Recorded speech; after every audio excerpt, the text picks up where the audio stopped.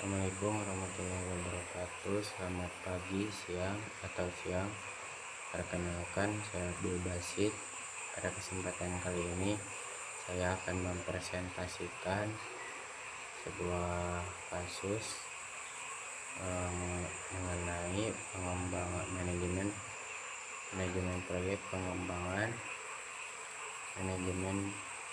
pengembangan perusahaan Aksara Genju dalam pengembangan aplikasi Point of Sales berbasis web. Point of Sales berbasis web. Yang pertama, langkah penyelesaian dalam dan tanggung jawab Aksara Genju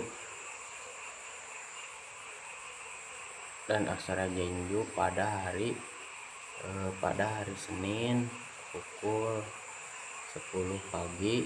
Perusahaan Aksara Genju bersama staf mengadakan sebuah rapat dengan manajer proyek untuk membahas kebutuhan staf pada tahun berikutnya.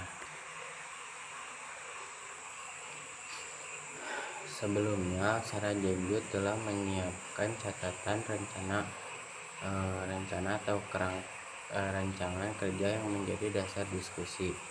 Kemudian pada pukul 2, Aksara Genju kembali mengadakan rapat bersama senior staf untuk membahas proyek yang sedang dikerjakan. Pada pertemuan ini diketahui bahwa staf yang satu mengalami kecelakaan lalu lintas dan harus dibawa ke rumah sakit dan dalam waktu yang belum bisa ditentukan. Untuk mengatasi situasi ini, langkah-langkah yang diambil Aksara Genju ialah melakukan transfer tugas kepada tim lain untuk menjalankan proyek ini, menyusun rencana adaptasi staf pengganti dengan estimasi waktu penyelesaian sekitar 1 mingguan, segera menghubungi manajer proyek untuk menginformasikan perubahan kondisi keterlambatan yang mungkin akan terjadi. Pada pertemuan ini diketahui bahwa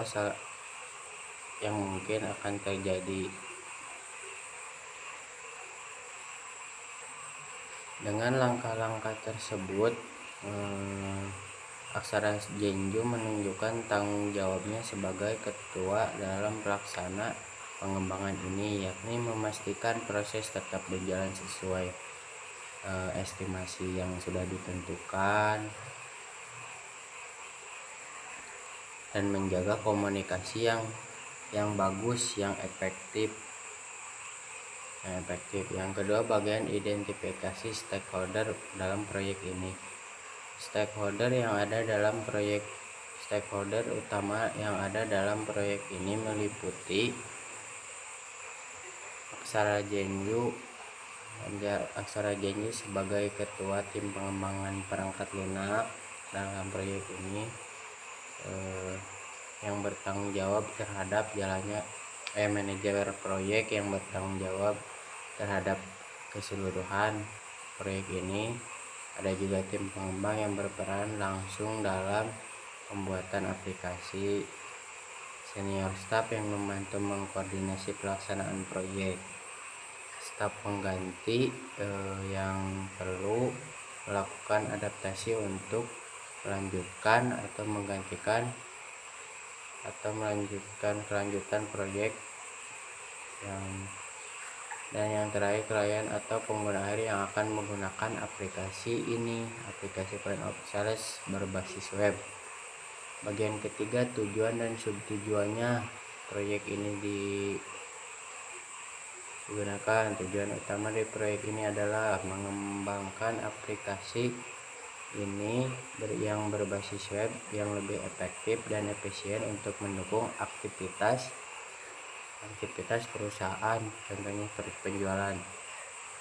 Adapun subtujuannya adalah mempermudah pencatatan transaksi penjualan secara digital, yakni di zaman sekarang kan, meningkatkan akurasi data penjualan juga, menyediakan laporan keuangan yang tepat waktu, dan sistem penjualan dengan sistem yang lebih